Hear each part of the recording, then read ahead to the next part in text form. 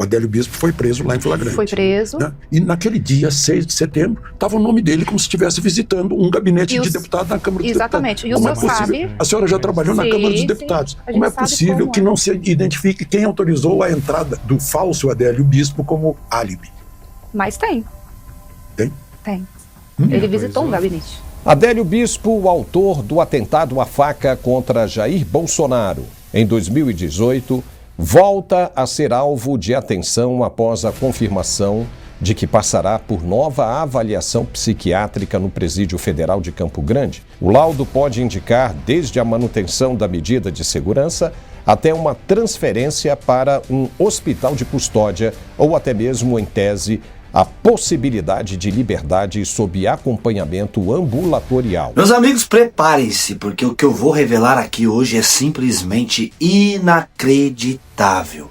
Porque a ex-primeira-dama, Michele Bolsonaro, finalmente quebrou o silêncio e contou tudo em uma entrevista a Alexandre Garcia. Quem realmente está por trás da facada que quase tirou a vida de Jair Bolsonaro. Sim, você ouviu bem. O que parecia ser um ato isolado pode ter sido algo muito maior. Um plano arquitetado nos bastidores por gente poderosa, com nome, influência e interesses sombrios. E o pior é que tudo indica que essa verdade sempre esteve escondida do povo brasileiro. E para deixar o Brasil ainda mais revoltado, agora Adélio Bispo, o homem que tentou tirar a vida do ex-presidente Jair Bolsonaro, está prestes a ser liberado pela justiça. Isso mesmo. O autor de uma tentativa de assassinato contra um presidente da República pode estar voltando às ruas a qualquer momento. E aí vem a grande pergunta que não quer se calar. Você acredita mesmo que esse homem agiu sozinho? Ou será que existe peixe grande por trás de tudo isso, como a própria Michele revelou? Comenta aqui embaixo, porque o que eu vou mostrar aqui neste vídeo vai deixar muita gente em choque. Antes de eu mostrar esse vídeo pra vocês, eu preciso da tua ajuda. Deixa o teu joinha agora mesmo para que o YouTube não enterre esse vídeo. Eu preciso do teu like, por favor. Por favor, de coração te peço, já deixa o joinha agora mesmo. Se inscreva aqui no canal, ative o sininho das notificações e quando chegarmos a 1 milhão de inscritos, eu vou sortear R$5.000 para um dos inscritos. Para você participar é simples, né, gente? Basta estar inscrito aqui no canal e acompanhar também o sorteio que será no Instagram, @FelipeCâncio_oficial. Então, já se inscreva aqui, automaticamente você já vai estar participando. Se o seu nome for sorteado, eu vou entrar em contato com você, certo? Então já se inscreva no canal, deixa o like e participa desse sorteio. Chegando a 1 milhão, você pode ser o ganhador. Meus amigos, diante de tantas especulações, diante de tantas conversas, pessoas que deduzem tantas coisas, que Michele revelou nessa entrevista de arrepiar. Ela falou com o coração aberto, relembrou o dia em que quase perdeu o seu marido, Jair Bolsonaro, e expôs detalhes que até hoje estavam nas sombras. Detalhes que a grande mídia jamais quis mostrar.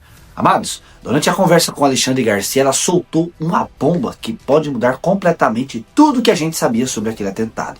Michele mencionou conexões que envolvem Brasília, gabinetes e pessoas de dentro do sistema, coisas que parecem ter sido cuidadosamente abafadas, escondidas do povo brasileiro. Antes de ser primeira-dama, teve campanha eleitoral. Qual foi o seu maior susto, a coisa mais terrível que aconteceu na sua vida antes de o presidente Bolsonaro ser eleito? Antes dele ser eleito, foi o atentado. Pois é, era esse o ponto. Foi algo que marcou as nossas vidas. Como é que a senhora soube? Em que momento, em que ocasião, onde estava, quando soube? Eu estava trabalhando, colocando janelas de Libras, acessibilidade nos vídeos dele de campanha. E recebi uma ligação de um funcionário falando que ele tinha sofrido apenas um corte, né? E que já estava tudo ok, já tinha ido para o hospital, já tinha levado os pontos. E depois o Flávio me liga falando que realmente tinha sido algo mais grave. Mas as pessoas que estavam ali no estúdio me blindaram do que realmente estava acontecendo. Depois os jornais começaram a noticiar que tinha tido perfuração de órgãos e que realmente ele corria risco de morte.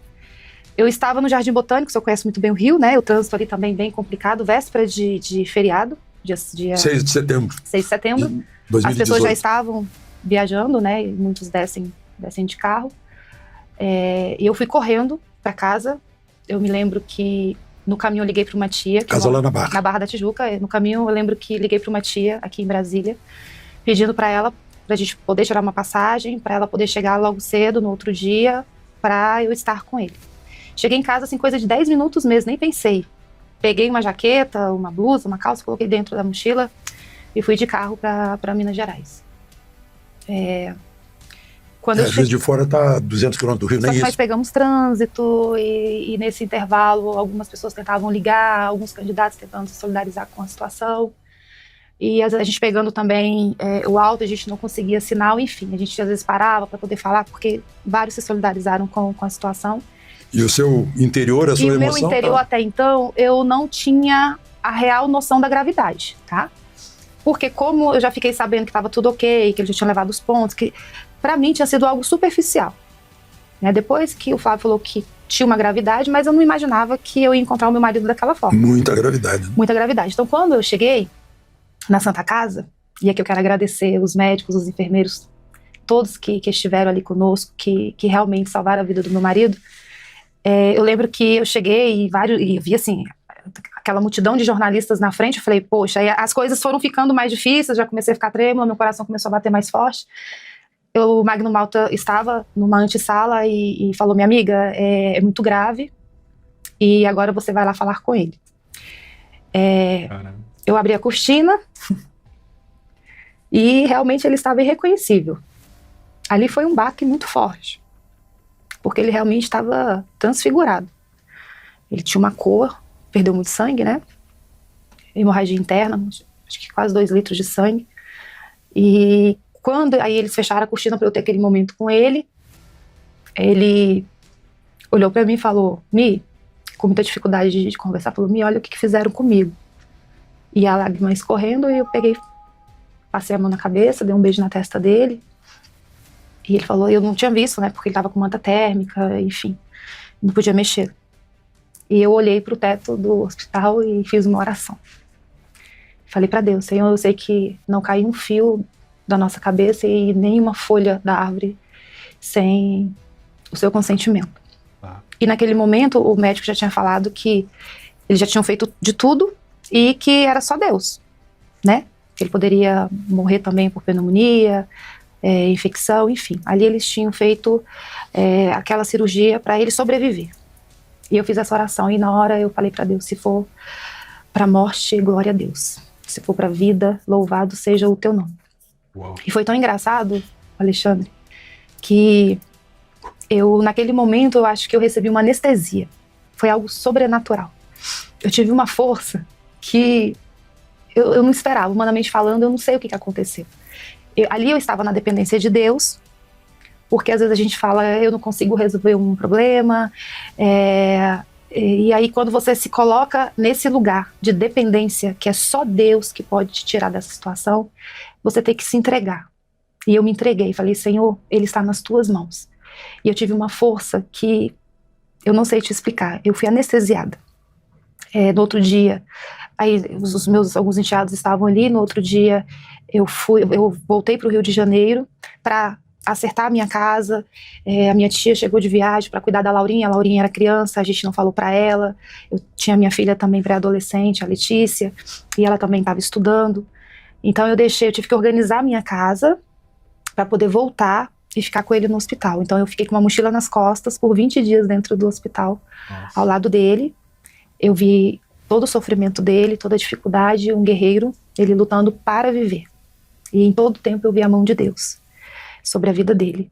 Então eu tive um entendimento de que abaixo dos céus, tudo que acontece é permissão do Senhor, né? E os médicos falando que foi um milagre, poderia ter pegado uma veia, foi isso, mais 2 milímetros pegava aqui. E assim, aí você ia ver e fala, meu Deus, glória a Deus por isso, glória a Deus. E foi um milagre, foi um milagre. Todo mundo, inclusive eu fico me interrogando por que algo tão evidente quanto Bom, o Adélio Bispo foi preso lá em flagrante. Foi preso. Né? E naquele dia, 6 de setembro, estava o nome dele como se estivesse visitando um gabinete de deputado na Câmara dos Exatamente. Deputados. E o senhor sabe... A senhora já trabalhou na Câmara dos Deputados. Como é possível que não se identifique quem autorizou a entrada do falso Adélio Bispo como álibi? Mas tem. Tem? Tem nas redes sociais. Ele visitou um gabinete. É um gabinete de algum deputado que foi embora, renunciou e depois voltou? Sim. Então é o mesmo que eu imagino ser. Que gosta de cuspir. Anterior ao... Quer dizer, do partido a que pertencia o Adélio Bispo. Mas será que teve mais gente envolvida? Porque Ele não é um lobo solitário. Pois é. Ela não falou o nome, vocês sabem, né? Que gosta de cuspir é o Jean Willis, que foi embora e depois voltou. Ele não é um lobo solitário. Ele faz parte de uma matilha. Ele faz parte. Tem muita gente grande por trás. Pois é, porque... E o Jean Willis era do PT, se eu não me engano. Fica até o final que eu vou trazer as informações. Foi tão abafado. Uma filha de Deus, temente a Deus, eu creio na justiça celestial. Eu creio. Nessa terra não tem como você plantar limão e colher um moranguinho doce. Nós temos... A gente tem a lei da colheita.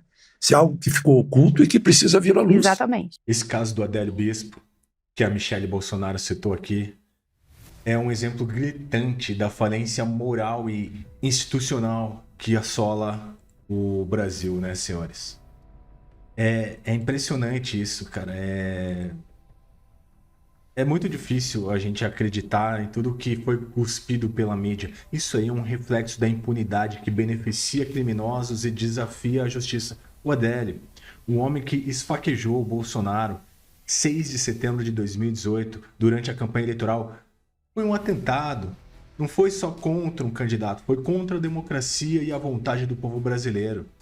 Ele é um ex-filiado do PSOL, um partido de esquerda radical. Ele confessou o crime, mas aí veio a investigação policial, limitada e questionável, e concluiu que ele agiu sozinho, sem mandantes, apesar de inúmeras incoincidências.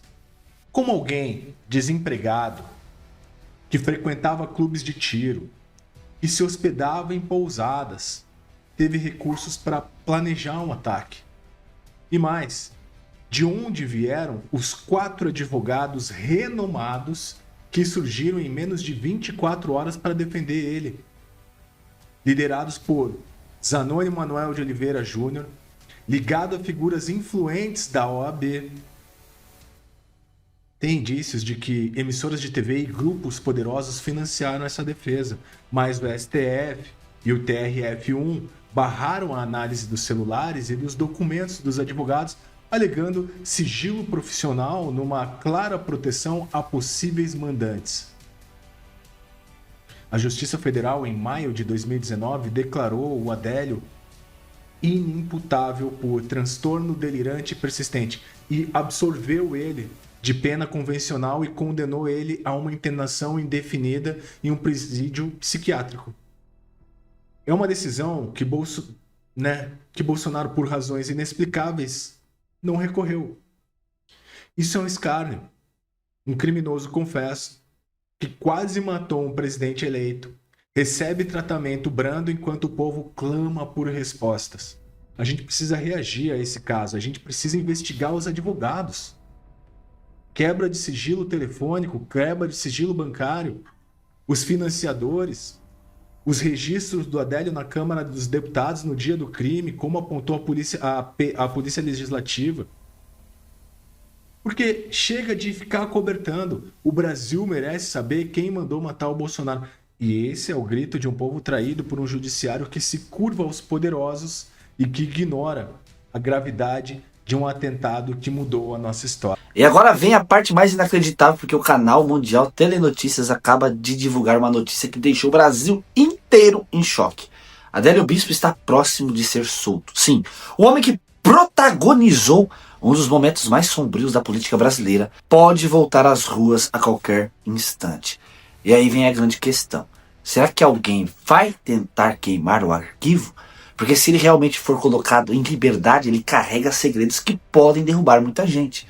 E o mais grave, segundo o que Michelle revelou, há peixe grande envolvido. Mas o que foi dito ainda não é o suficiente, porque tem algo muito maior por trás. Pessoas muito mais poderosas que atuam nas sombras e que até hoje controlam o que o povo pode ou não pode saber. E é exatamente por isso que você precisa assistir esse vídeo até o final. E agora, Marcília, como é que fica isso? O Adélio Bispo pode, entre outras coisas, ser solto. Entre outras coisas, ele pode ser solto. Você acredita que ele será solto? Será que teve um mandante realmente ou ele foi um lobo solitário? Se houve um mandante, esse mandante ou mandantes devem estar bem preocupados. Então, muito provavelmente, vão mantê-lo na cadeia por mais tempo. Apenas 2 psiquiatras vão analisar a situação dele. Como é que você acha que vai ficar essa situação, até mesmo do ponto de vista jurídico?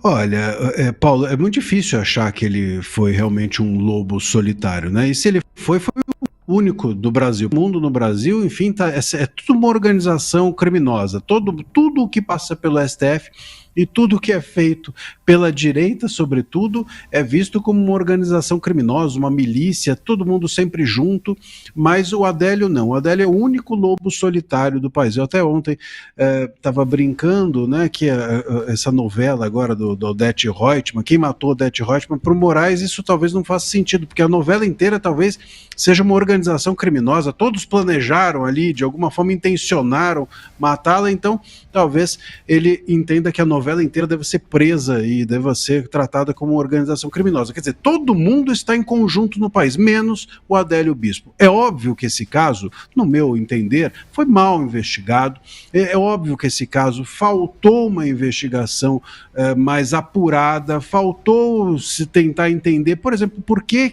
o Adélio Bispo tem algumas vantagens, alguns benefícios, até mesmo em termos de defesa, tanto advogados que são às vezes caros, quem que está bancando isso? Aquelas conversas todas que nós temos tido há alguns anos sem qualquer resposta até hoje. Como é que ele pode ser um lobo solitário e por que ele seria um lobo solitário? Mas seja como for, o fato é que a reintegração dele, vamos dizer assim, a soltura dele vai contra tudo aquilo que está sendo feito também em relação à direita. Quer dizer, as pessoas falam nas redes sociais e ficam presas, se são soltas, continuam presas.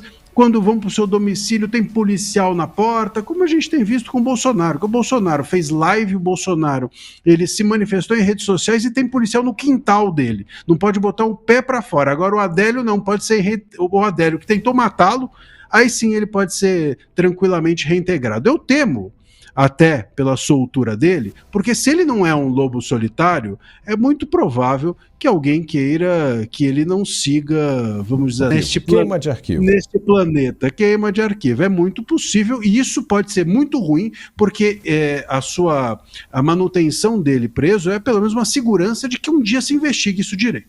Meus amigos, o Brasil está diante de uma verdade que pode abalar os pilares da nossa história recente. O que parecia ser apenas um atentado isolado pode, na verdade, ter sido um plano cuidadosamente articulado com o objetivo de calar uma voz que incomodava os poderosos. E aí eu pergunto assim pra você, por que até agora ninguém investigou profundamente quem está por trás, quem pagou, quem bancou os advogados? Realmente é uma vergonha, gente. É uma vergonha, porque temos certeza que tem gente grande por trás disso. E agora com a possível soltura de Adélio, uma pergunta ecoa. Será que a verdade vai finalmente aparecer? Ou será que alguém vai tentar apagá-la de vez? Porque uma coisa é certa, quando a verdade começa a se aproximar da superfície, os poderosos se desesperam. E o que Michele Bolsonaro revelou é apenas a ponta do iceberg gigantesco que ainda vai sacudir esse país. E eu te pergunto, você acredita que essa história acabou? Ou que ainda existe gente muito maior por trás disso tudo?